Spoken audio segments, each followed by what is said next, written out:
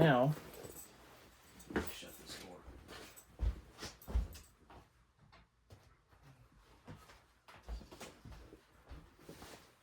This will be the second video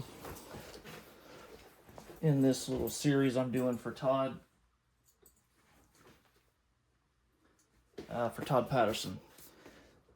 Just reviewing some of this Hopkinsville chert that he sent me and that he has for sale. So, sorry. I always like to start my video recording sessions off with a cup of coffee or a shot of espresso. So that's what that slurp was. I'll try not to slurp on camera. If you didn't watch my first video that I put up yesterday, my first two videos actually, the unboxing videos I did for Todd Patterson. So Todd reached out to anybody interested to, he offered to send people a box of this Hopkinsville Hornstone chert in return for a free box of chert. I just paid shipping. I didn't pay for the stone. He asked for some just videos reviewing the quality of the material. So yesterday I put out two videos, a long form video and a short form video of just unboxing the material. So my first kind of reaction and assessment of this. Today I'm going to go through a couple pieces here. I'm just going to make some bifaces. I'm not going to do a whole rock to point type video. That would take forever. I'm a pretty slow flint knapper as it is. So I'm not going to do that, but I'm going to go through. We'll see how many of these I can get through. Just rough them out, do some material reduction, and talk about the quality of the material while I'm doing it. So Hopkinsville chert, and by no means am I an expert. I live in Southwest Montana. The only material from the East Coast that I've, or Kentucky and Tennessee that I've napped is material I bought. So it's generally pretty good, although there's been a few bad apples out there. I'm not an expert in Hornstone.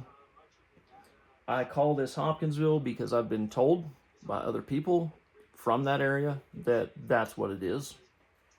And Hopkinsville is just a regional name given to this type of material based on where it comes from. It's Hornstone. There's just several different names that people have given to this stuff, again, based on the region that it's coming out of. One thing I've noticed, because I have purchased this Hopkinsville like Hornstone before, it tends to have a lot more crystals in it. In some cases, you can just see generally across the surface, it kind of sparkles and glistens as you turn it. Like there's no individual pockets of crystals on this face that you can see. But as you move it and turn it, you just see it just sparkles like crazy. So the crystal structures in here, there's some larger crystal grains that do that. But then additionally, you'll also find larger pockets of crystals that can be very problematic. For example, like right here, crystals and inclusions. That's one thing I've noticed about this stuff, and that may be typical of all hornstones. I don't know. I haven't worked a lot of them. I remember buying some Kentucky hornstone from Ryan Gill a couple years ago when he was still selling it on his website. That stuff had a lot more of the light tan and the dark gray in it. There weren't a lot of crystal inclusions and things, although it had the normal stuff. And then I bought a couple boxes now of this stuff. Now, this is 14 pounds that Todd sent me. The quality of this material is very good. There's some pieces in here that are A grade. There's some pieces in here that are B grade. This is the worst piece, relatively speaking. It's the worst piece. just because it has this big pocket of crystal and inclusions, that's going to come off. The rest of this piece is really good. It sparkles a lot more, but quality-wise, this is very good quality. Everything in this box is really good. This one's similar. It has some pretty big pockets of inclusions in there, but I mean, there's a point or a knife in every single piece in this box that he sold me. There's no pieces in here that are bad. This was 14 pounds. If I'd have paid $80, shipping included, for this box of rock, I would have no problem with that. That's pretty standard. Like, in my experience, I've been doing this a couple years now, and I bought a lot of rock. I mean, I bought a lot of freaking rock. You can't see it. I can't even get to my fireplace because there's just piles and buckets and bins of rock around me. So I bought a lot of stuff. I'm not a flint knapping expert. I'm pretty damn good when it comes to buying material and knowing whether or not the person that's selling it knows what they're doing. Todd's not out there bragging that he knows what he's doing. He reached out to people because he wants to make sure, he wants to verify that he knows what he's doing. Based on what I've got here, I'd say he knows what he's doing. But he's being cautious, and I think he tried to sell this stuff, and I don't know, maybe it wasn't moving much, and then he came back a week or so later with this offer to people to get it in the hands of people quickly to nap at very little cost to them, to generate some feedback for himself, and just to put some eyes on it and get some attention to it, which I think is fine in my opinion. That's probably how we should all do it. Every one of us that's new to napping and wants to sell some material on the side to fund our hobby, that's probably how we should do it, instead of just jumping in and selling $120 boxes of material right out of the gate. I've done it both ways, and I kind of hurt myself in the beginning, not taking more time to get the material out there for people to give me some feedback, and I ended up replacing some boxes of rock because of that. I like what Todd's doing. I think it's smart. It's going to save him a lot of headaches, and in the long run, it's going to save him a lot of time, and it's going to get good quality material in people's hands. This is good stuff. Some of the pieces are chunker clunker type stuff, like this one. A lot of square edges, a lot of high ridges, but it's all workable. Most of it, large and medium spalls. There's a few flakes in here. I asked him to send me a good variety of what he had, not just all the best pieces. I wanted a mix of the best pieces and the worst pieces, and I think that's what he sent me. So if you buy some rock from Todd, you should be pretty happy with it. If he sends you what he sent me, you're going to be happy with it. And price-wise, he can price it whatever he wants. I've made some suggestions, again, based off my experience and what I think people should be charging for specific quality of rock out there. I think some people charge more than they should. You don't usually see people charging less than they should. Occasionally you might, but anyways. So, that being said, let's dive into it. I'm just going to biface some stuff. I'm not going to go through everything, but I want to knock some flakes off and give you an idea of how this stuff works. That's a nice looking piece right there. But let's start with something a little more likely to have some issues. In fact, let's just go to this one. This was one of the, relatively speaking, again, this was one of the worst pieces. Okay, just because it has these inclusions right here. A lot of crystals on this side. But you look at this side, man, that's some clean, nice looking stuff. I think that's going to come off, and underneath there it's going to look pretty good. So, let's just jump into it.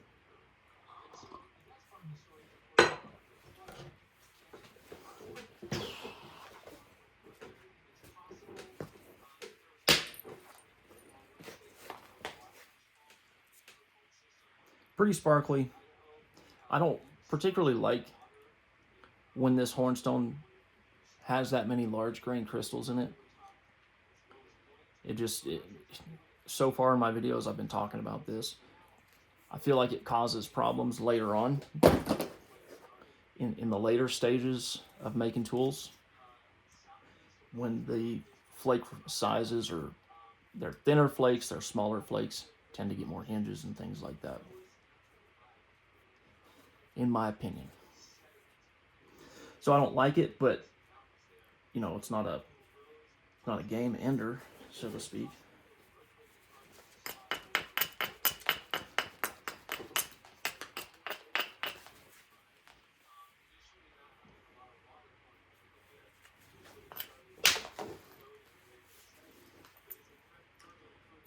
Okay, so there's that pocket, and it looks like that's the worst of it. A couple more flakes taken off in here and that's going to be gone.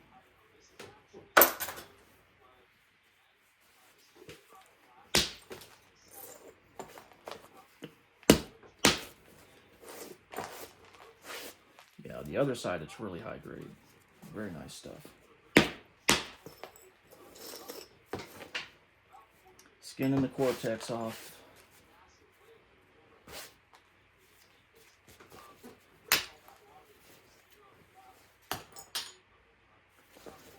I had somebody tell me and argue with me one time that sold me some of this material, because the whole box he sold me was bad, and he said, well man, if I sat down and took the time to clean every piece and check every piece to the extent that this wouldn't happen, I'd have to charge you twice what I'm charging you. It was like $110 for a large box. For 24 pounds is what I paid. To that I say, if you're not familiar enough with the stuff you're selling to know that you need to be doing that, you shouldn't be selling rock. I can't go collect this stuff because I don't live nowhere near close enough to do it, but I know enough about this material now to know that the level of cleaning and checking it might take to ensure that a material like, let's say, Pedernales would be good, is not sufficient enough to make sure that a material like this is good. I.e., you can't take a nodule of this and knock a few flakes off. I mean, you can, if you know the material well enough, but from what I've seen, because there can be so many problems with this stuff, you really need to do more to clean this stuff up and make sure it's a good piece than I think some people tend to do sometimes. And I've gotten pieces from some very experienced knappers that live in that region that I trust and I bought rock from, that I know they're not trying to sell me bad rock at all. And surprisingly pulled some of these pieces out that they sold me, and the whole piece was trash once I took a big flake off of it. I don't know what the appropriate level of cleaning up should be for this type of material, but I think if you're buying this stuff and you get a box and a third of it or a quarter of it is not usable, you're not doing enough to clean it. That's too much material loss for the buyer. It's just too much, especially as expensive as rock's getting these days. As expensive as it's getting, and as many people are starting to nap, I'm sorry, if you're going to sell it, do your diligence and make sure what people are getting is good stuff. A quarter is too much. Honestly, every box should look like this, just about. And there are exceptions to that, what I'm saying, of course, obviously. If it's 1 out of 5 boxes ends up being a quarter of the material is lost, that's not bad, because that can happen. And surely those sellers are working with the buyer and the customer to resolve those issues. That's fine. That stuff's going to happen, and you have to accept that if you're buying rock and making stone tools out of it. But if it's half of every, it's 50% of your boxes or more, and people are losing up to a quarter of their material, you're not doing something right. You're just not. And the problem is probably a lot of people aren't reaching back out because they're new and they don't know better, or they just don't want to hassle with it. I've done that. I've had boxes of stuff that weren't that great. There were issues, and I just didn't want to mess with it. So I just never bought from those people again. All right, anyways. Less yapping, more napping.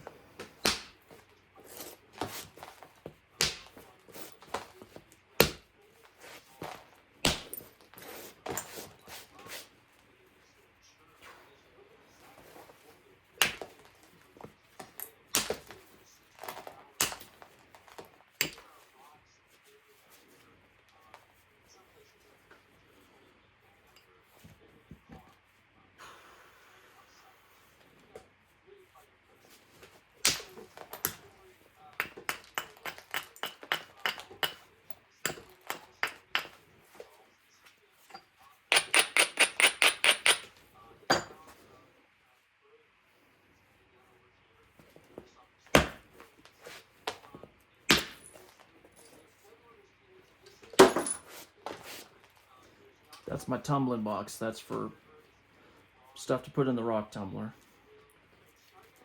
That's my keeper box for flakes and spalls that can be worked into something.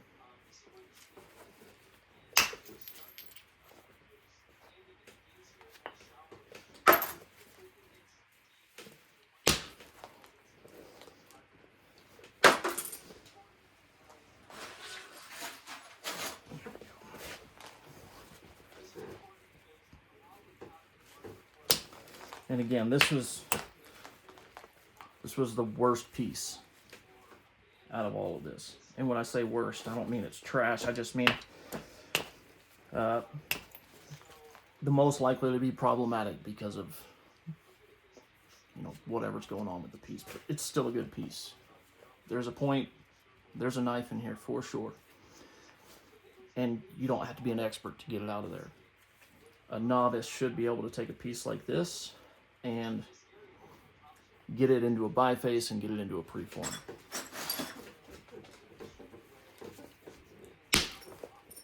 May not be the thinnest.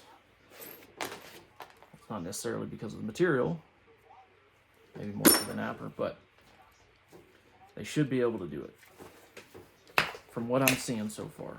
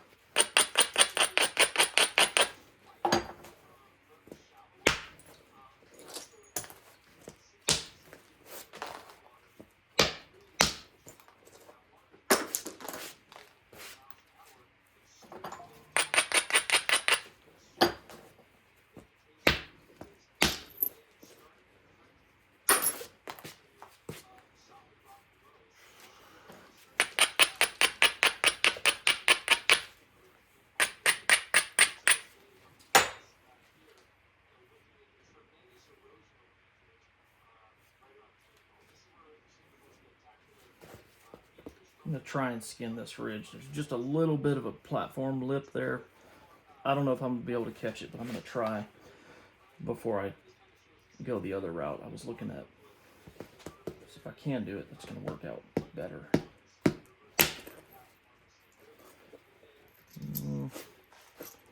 Yeah, would have worked. I hit a little low.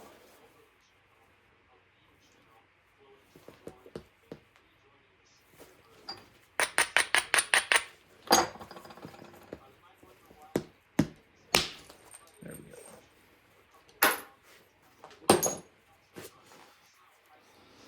So you can just see it's real, just a lot of crystals in there. So you get these little burrs, whatever you call those, little fingernail hangers coming off, but I'm not having any problems so far with it being hingy, or steppy or crunchy or anything like that. It's napping really good.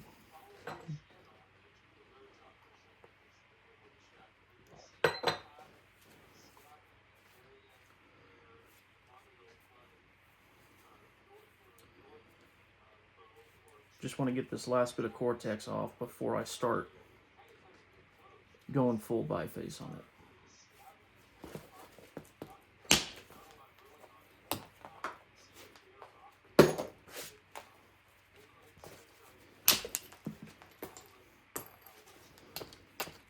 Yeah, it naps really, really well. This is good quality stone. Very good quality stone. I'm not having to smack the hell out of it. I mean, it's flaking like good hornstone should flake. Good hornstone, I've noticed, you don't have to beat the shit out of it. It's not like obsidian, but it's kind of like obsidian in that, like, it doesn't take full power. It's not like napping some of those harder cherts, like some Edwards chert, stuff like that. I've broken a lot of hornstone because I was just hitting it too hard, harder than I needed to. Yeah, this naps really good. Now, is this piece gonna be a little trickier because of all the crystals in here? Probably, yeah.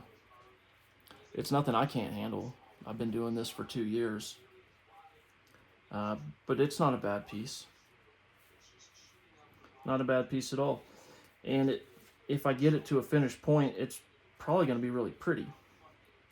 But it is going to be a little more tricky and a little more problematic just because of the amount of crystals in there. All right, I'm going to finish off this square edge and then call it good on this one.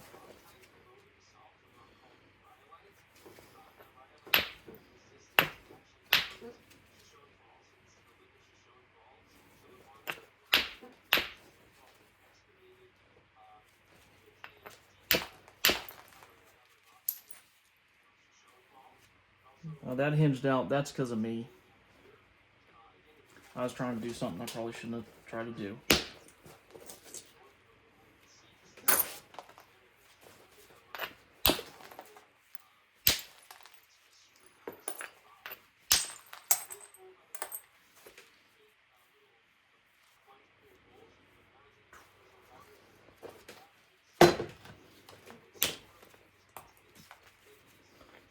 Notice I'm not doing a lot of grinding either.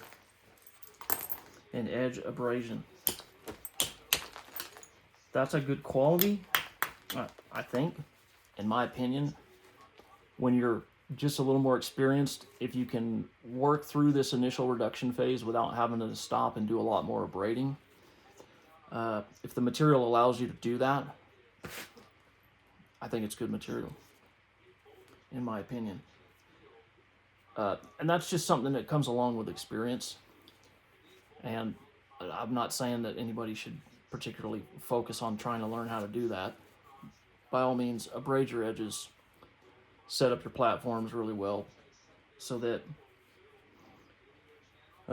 things work out the way that you want them to work out.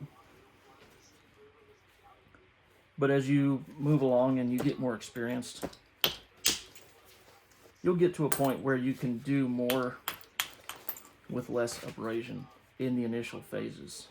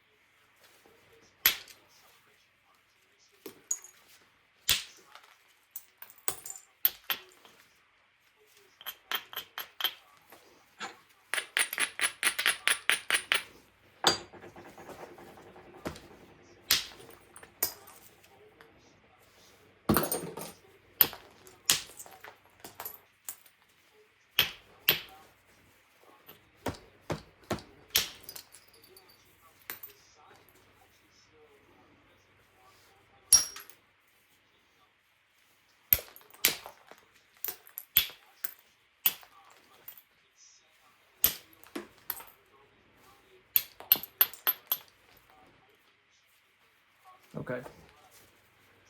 I'll call that one good. Not super thin. Plenty of good platforms left. No major issues. The few places where I had some hinges, that was my fault. I know it was my fault just from experience. I should have abraded and I didn't. And that's what caused those. So for that being the worst piece in the whole box, it napped. Fantastic. No problems with that one. Let's see. Another thing to look for that can be problematic with this Hopkinsville is these white, lighter colored bands that show up sometimes. It's almost like the continuation of the Cortex as a band layer through the material. You can see that Cortex blends and fades into that band going through. Those lighter bands tend to be rougher, more Cortex-like material, or more like the Cortex. They may not be like the Cortex exactly, but just more chalky, sedimenty, less like the chert. These don't look too bad. We're gonna find out. I'm gonna work this piece. This is probably the worst one. Yeah.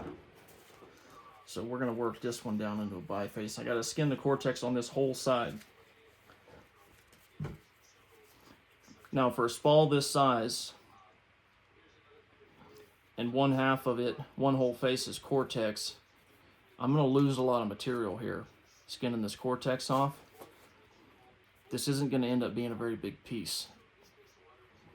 If there was no Cortex on it, or if it was flake scar on both the big faces, I could save a lot of the length and probably the width too, reducing this into a biface. But because this is all Cortex and I don't know how deep that Cortex goes, it looks like it's going to go pretty deep.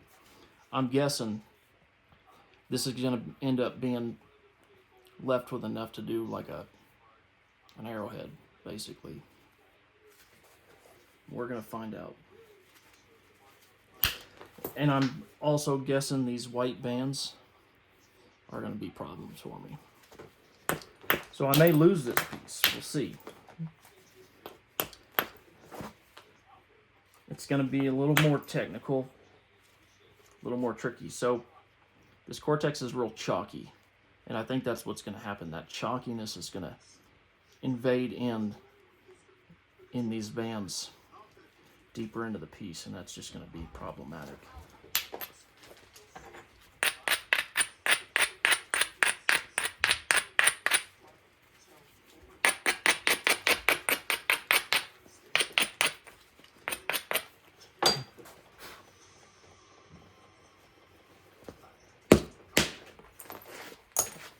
There's a natural crack seam right there, but it looks like it stops right here and it doesn't go any further.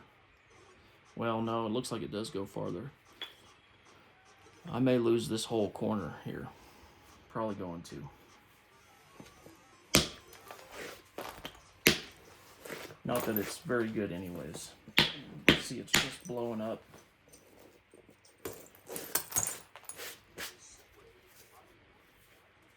So there's the band. Flip it over. And that's the back side of this band right in here. It's starting to reveal itself. So right here where the tip of my slab is, that band's running right through here. We're going to see it. So it's going to be pretty poor quality material all the way through. So this piece is going to probably end up it's probably not going to end up being usable. We'll see. I'm going to try and save it.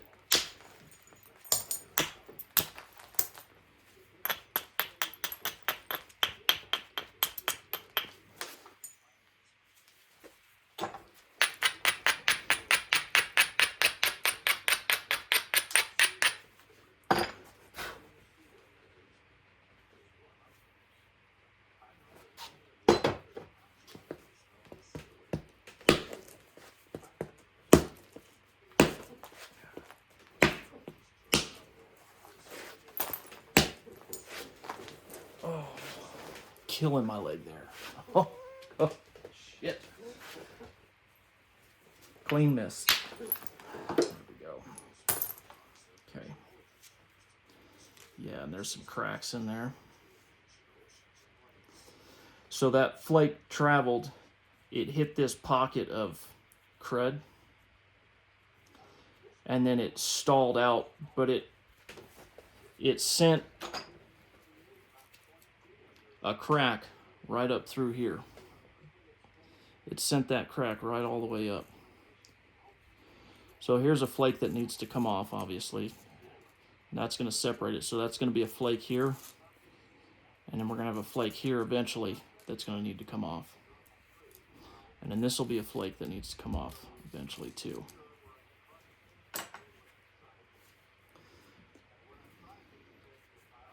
And that's going to get the worst parts of these bands out of the piece as well,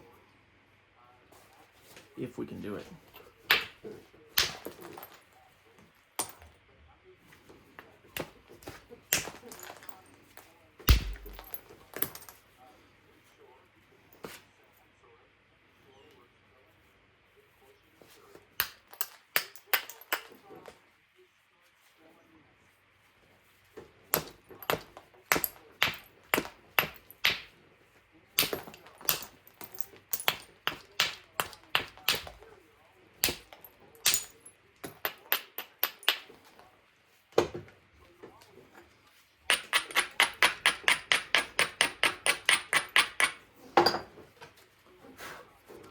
I'm going to try and take this off.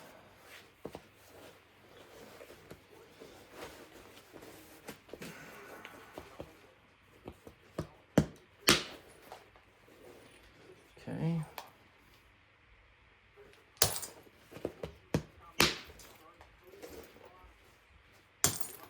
So we dove, we overshot, but it's probably okay because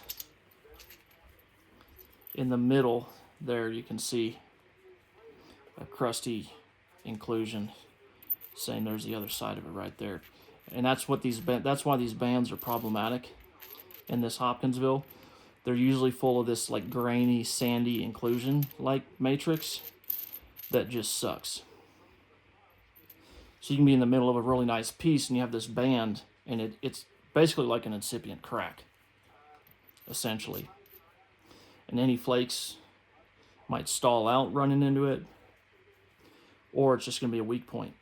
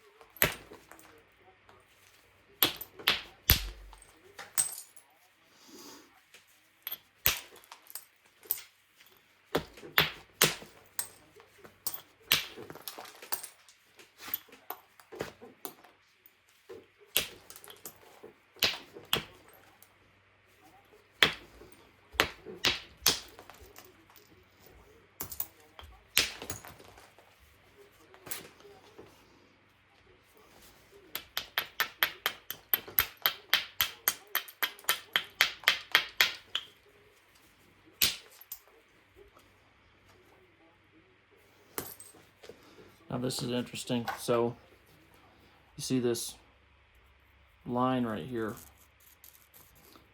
It's like a line of a grainier crystal. You got dark gray on this side and very light gray on this side. And the material on this side, this light gray, is just totally different from this darker gray. And they're just butted right up against each other. It naps, but it's really, really grainy. It's cool looking. There's like no gloss to it whatsoever. Almost not even a waxy luster.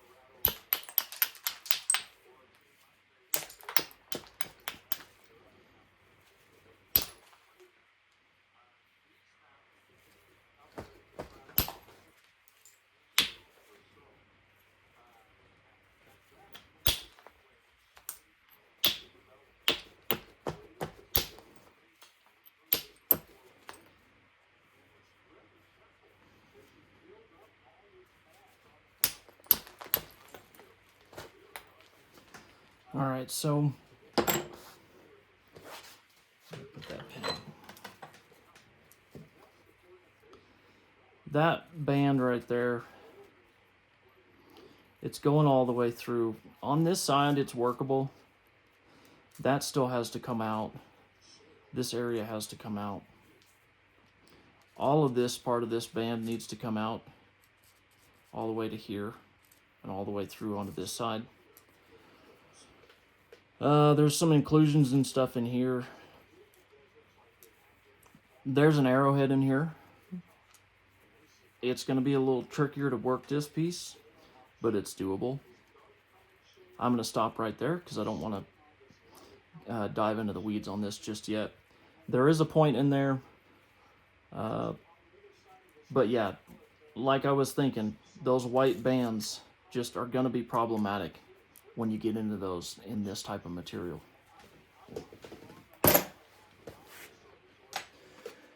All right. Let's see, what's next? I think I'm going to pause the video, just take a quick break so I can stay focused and come back and we'll do another big piece.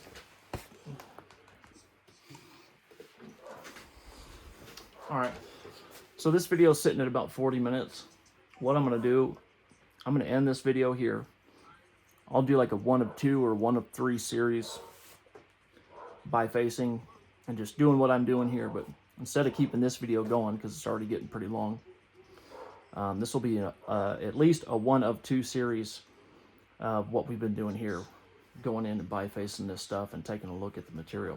So I'm going to end this one and look for the second video to continue on what we're doing. Thanks for watching.